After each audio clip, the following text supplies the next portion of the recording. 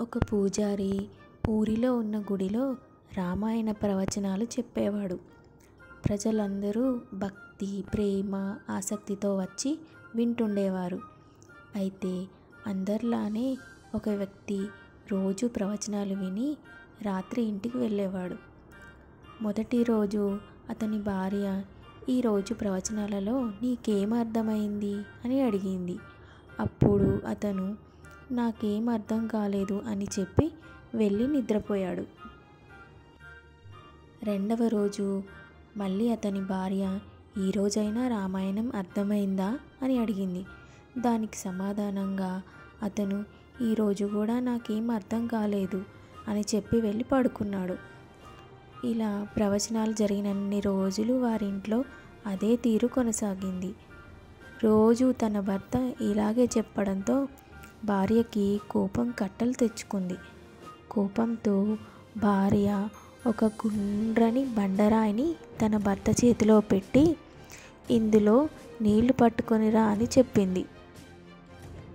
అప్పుడు భర్త బండరాయిని తీసుకెళ్ళి నీటిలో ముంచి ఇంటికి తీసుకొని వచ్చాడు.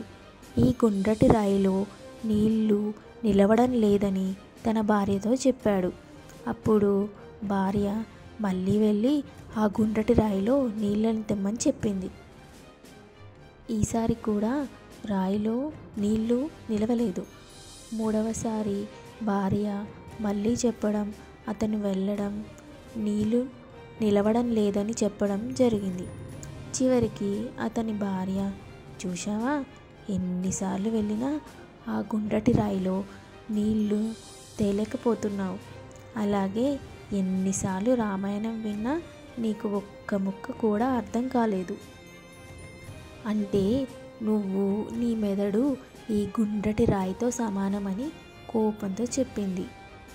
అప్పుడు ఆమె భర్త తన భార్యతో, "అవును, నువ్వు చెప్పింది నిజం. ఈ గుండ్రటి రాయిలో నీళ్లు నిలవలేదు. కానీ నీటిలో దాన్ని ముంచడం వలన చెత్తంతా పోయి శుభ్రంగా మారింది, తలతలలాడుతుంది.